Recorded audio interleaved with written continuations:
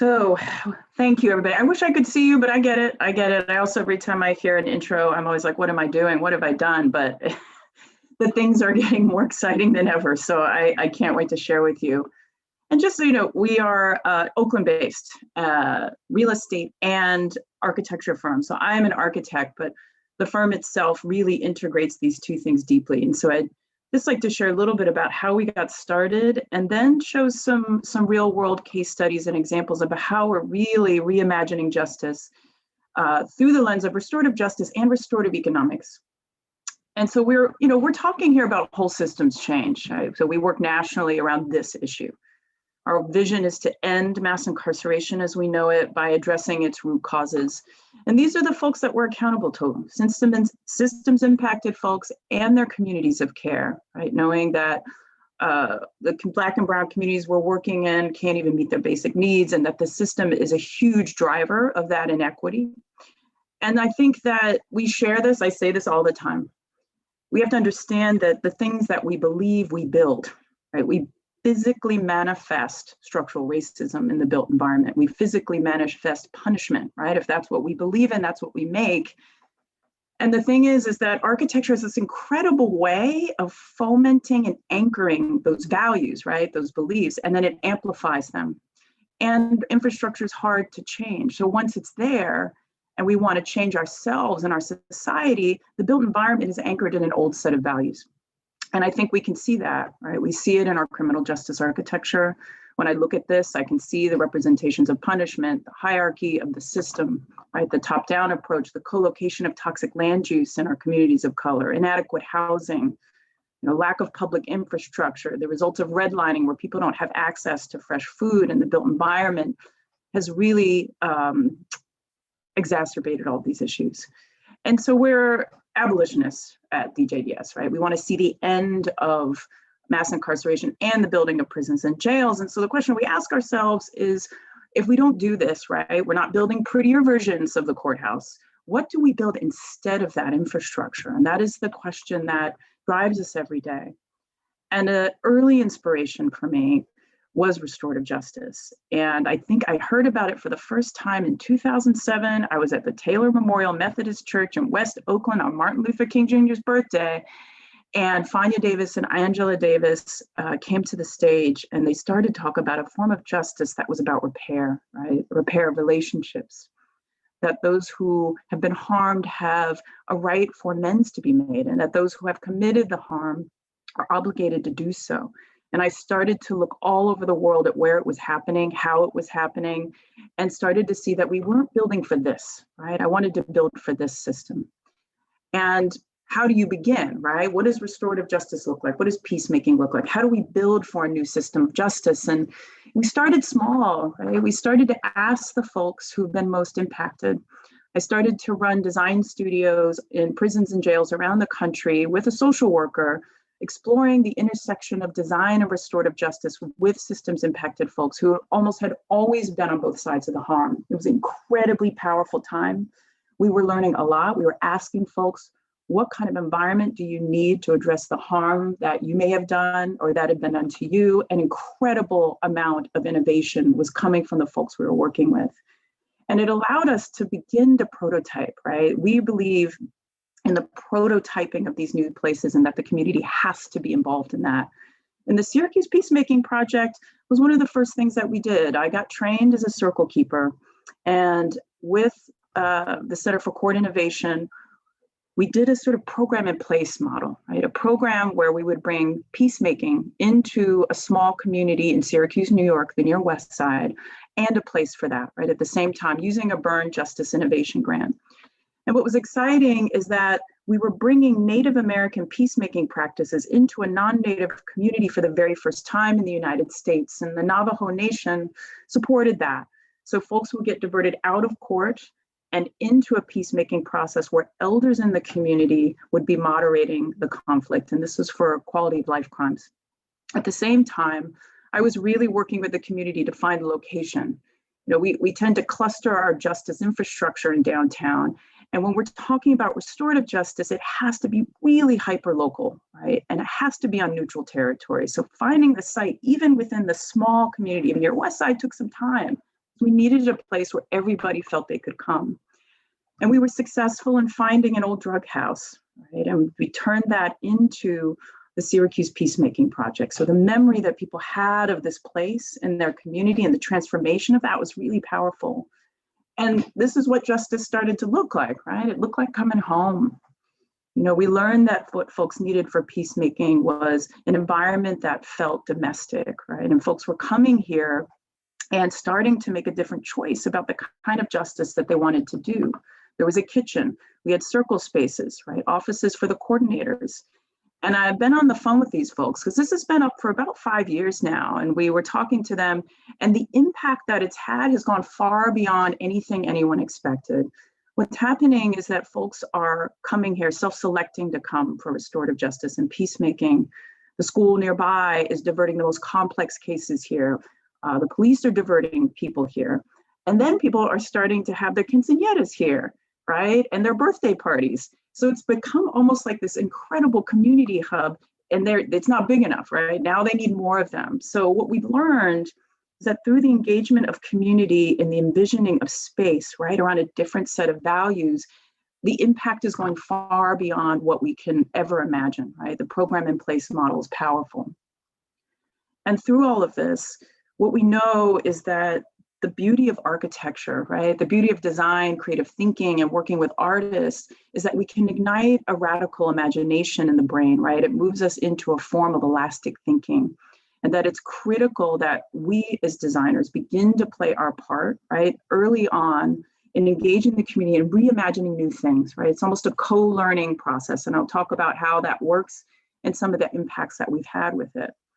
And it's part of what we call our concept development process, right? Where we are doing the design and finance in-house. We're working with the community to think through both of these things, both the aesthetic vision and a financial model. We are always working with program providers, some of the best in the country, right? Who are able to tie into the sort of infrastructure piece. And now more than ever, working with policy folks, the policy aspects of the work.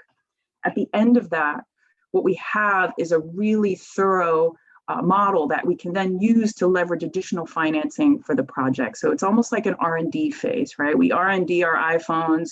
You know, we were talking about NASA yesterday. They're like spend billions of dollars to make a space shuttle. Why are we not using a similar process to reimagining justice and new physical infrastructure? So these ideas come, right? We prototype them.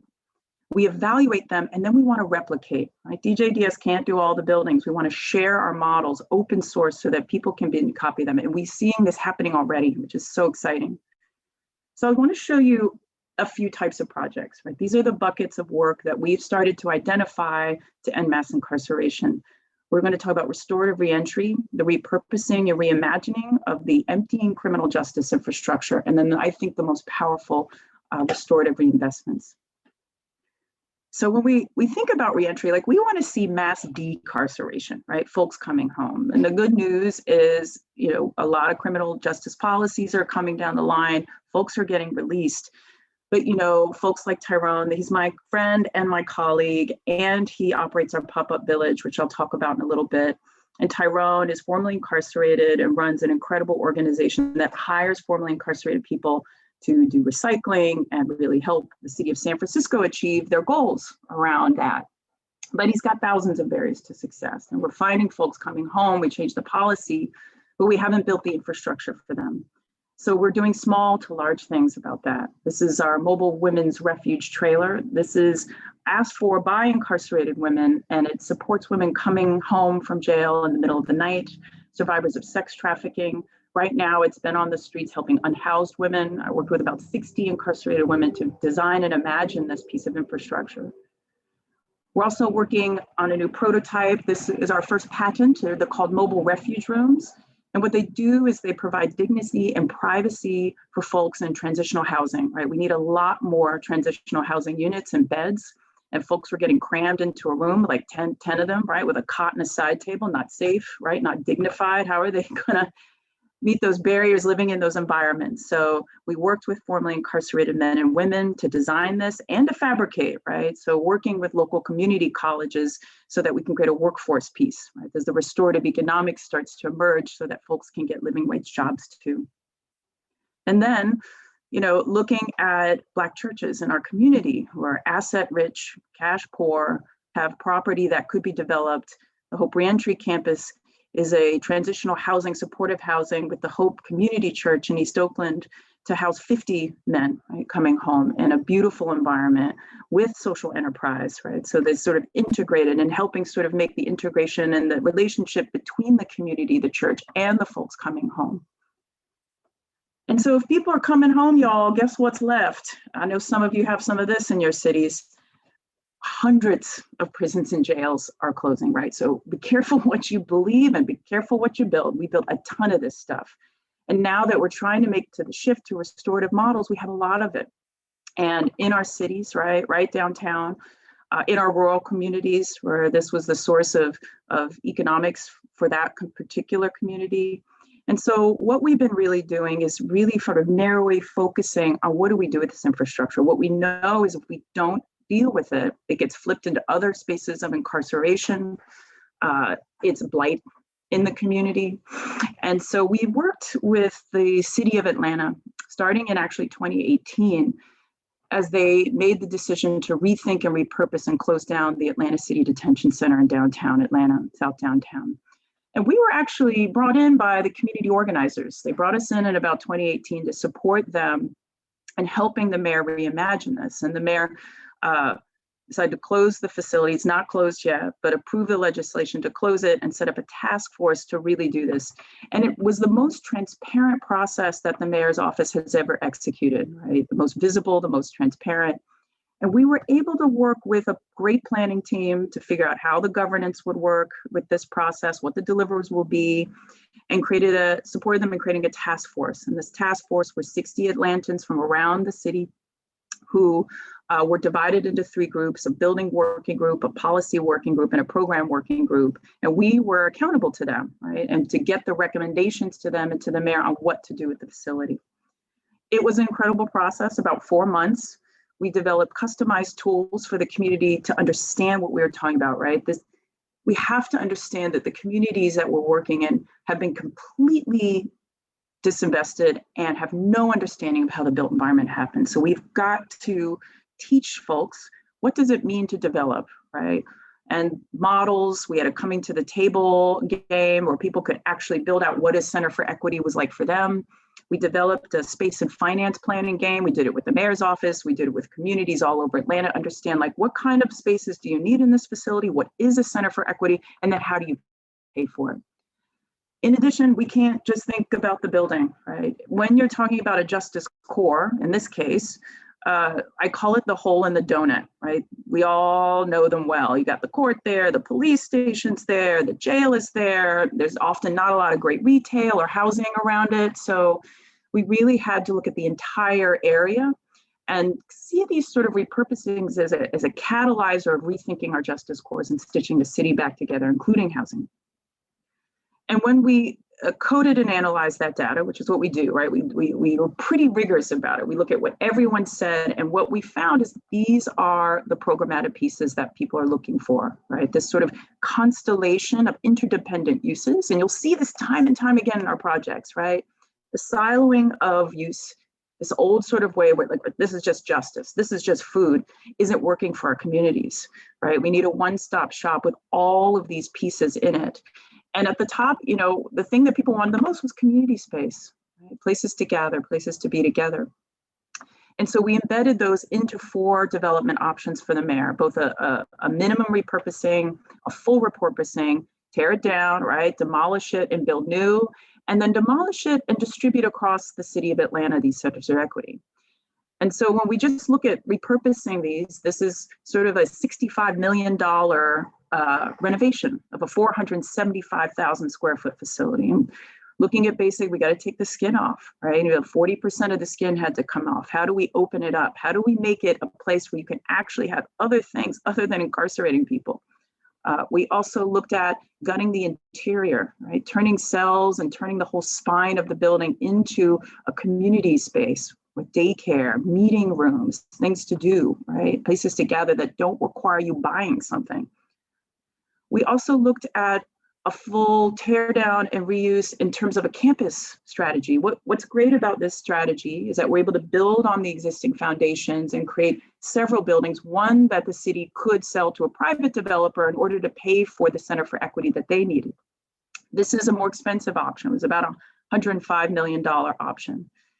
And then the distributed equity model, like what does it look like to build smaller versions throughout the city? And I'll tell you all, the community, we did a survey and the community really wanted to tear it down. Right? So this is the struggle and the emotions that communities have around this piece of infrastructure because it's done so much harm. It's very emotional, and that a community-driven process around this repurposing remanagement is essential. And we are seeing this in other cities. My own hometown in Oakland, right? Men's Central Jail in LA. Everyone's heard about closing of Rikers and other places, and we are looking to replicate this model in other cities around the country. And so the final piece of infrastructure, and the one that I think is the most valuable to us and where we spend most of our time, is how do we divest from that system and invest in the communities most impacted. And so we started in the beginning with an imagining process, right? This is just the power of just imagining, right? What would the city of Oakland look like if restorative justice was the primary way of addressing harm? And we were able to bring together the county officials, city folks, the Oakland Police Department, some of the country's best restorative justice practitioners. I brought my original inspiration, Fania Davis, into the room. And we started to look at that together. And what we realized, which is what we've been seeing time and time again, is that it's really a distributed network of restorative justice hubs across the flatlands of Oakland, right? Where we are seeing where most of our communities of color, most systems impacted people living. And that tying that into the existing infrastructure was essential. And what happened out of that process, amazingly enough, was a new prototype. And so what came of it was Restore Oakland. It's the country's first center for restorative justice and restorative economics. And what we were able to do was to help a constellation of nonprofits locate this building and purchase it, negotiate the purchase and sale agreement, and do full architecture services. And what we did was we gutted the building. And on the ground floor is a restaurant that trains low-wage restaurant workers to get living wage jobs in fine dining, has the largest fine dining training kitchen in the US. And then on the upper levels is community organizing space for the Ella Baker Center for Human Rights, Casa Justa Just Cause, right? So you're seeing this co-location of justice infrastructure with immigrant tenants' rights, with ending mass incarceration, right? With economic justice on the ground floor, and excitingly for us, the county's first dedicated spaces for restorative justice. Young people are getting diverted out of court and coming here for that, but also the community can come here, right? This is all that happens in this space. It really sets a tone and a message and is beginning to anchor this practice in our communities. And that took maybe 4 years, right? From ideation to the moment. And in the meantime, this is what our communities were looking like, right? And so we wanted to say, like, how can we start working faster? What is a model that we can use to begin to address the urgency we see now? And that was when our pop-up village concept came to be. Right? And so I want to show the video because the video tells the story better than I ever could. And it's just a short one.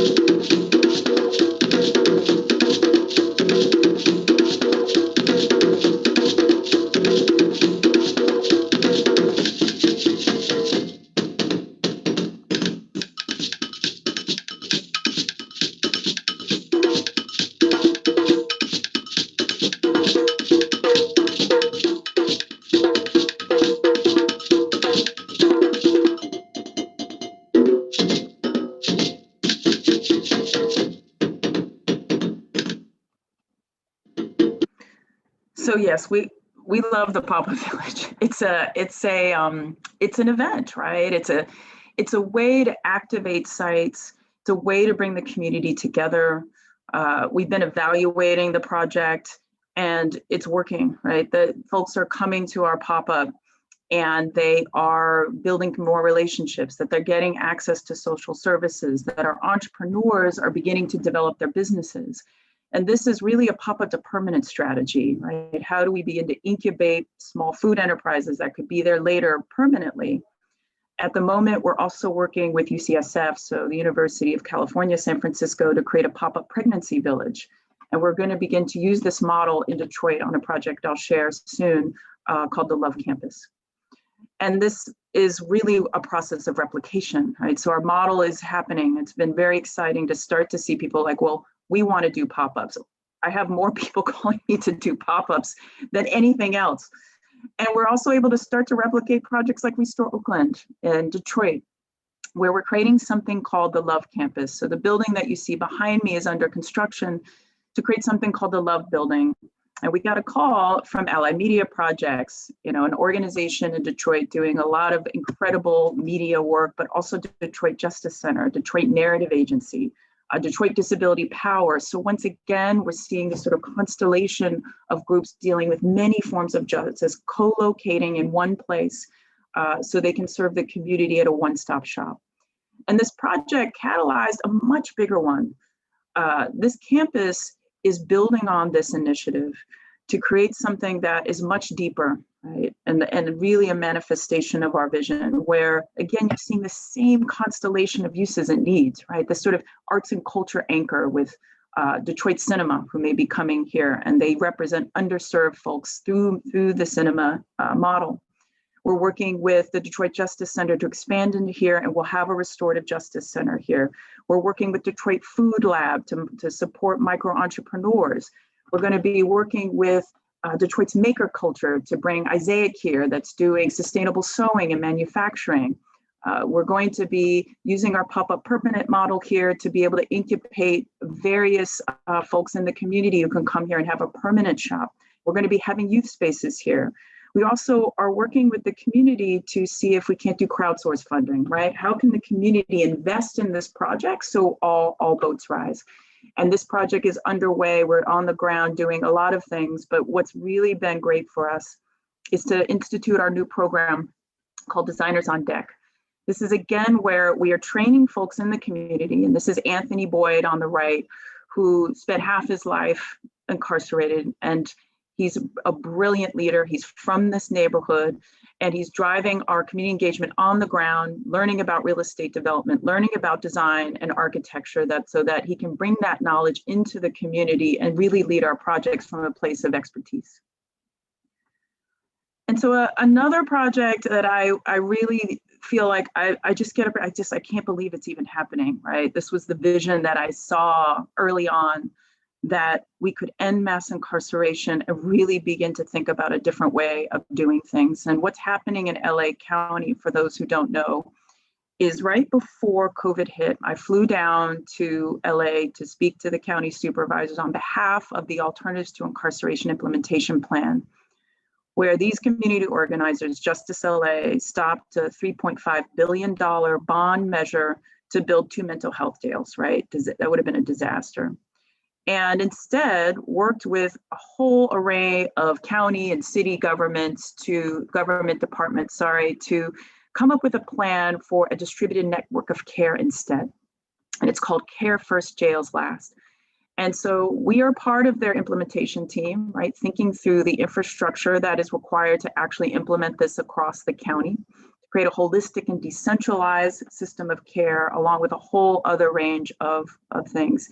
At the same time, right, this is a separate initiative, working to end youth incarceration, right? Reimagine youth justice with a whole set of infrastructure pieces for that, including safe and secure healing centers and 24-hour community, family and youth centers, right? These are the new models that we're trying to work to make instead of incarcerate our people. And so we're mapping and we're looking around the county and been finding the perfect sites for some of these new models, and are fortunate that we are planning to pilot in Long Beach and the creation of what we're calling restorative care villages. And these are being developed by many groups, but ours will be focused on youth, right? Trying to conflate these two initiatives into a new model in that part of the county. And out of this, this sort of moment has come for us where we're looking at the depth of innovation happening. We were able to look at that report and pull out really a much fuller constellation of spaces and prototypes, along with 10 years of research. And what we did was we actually created a database. We identified these 8 categories of environments. So we've expanded even bigger, right? That we need spaces for survivors, which is something we've started working on. We need specialized housing, behavioral health infrastructure, educational spaces, youth spaces, restorative reinvestments, and diversionary and reentry infrastructure, that all of this together is what's going to be needed to end mass incarceration. And we built this out into a database and are looking at creating sort of a digital planning tool for communities. What we're able to do is with this database, we'll tie it into a digital tool where you can bring in real world parcel data from your community, and you'll be able to look at what properties are available, what sites are available, right? This is West Oakland, where we've started to aggregate and show all of these different typologies here. And you'll be able to look at them and find real world examples. And those real world examples can be dragged and dropped in, and they'll be tied to how much does it cost to build that piece of infrastructure? What kind of programs are needed there, right? So that a community can really advocate for the infrastructure that they need and be like, I don't want a $300 million jail in my community. I want 4 restorative justice centers. I need a pop-up village. I need a center for equity, right? And that these are the sort of ways that we can begin to help communities advocate for the infrastructure that they need to thrive, rather than building more spaces of incarceration. So I will end with that piece of infrastructure, and sort of hope that together maybe we can talk more about what a different kind of justice looks like and how do we get there.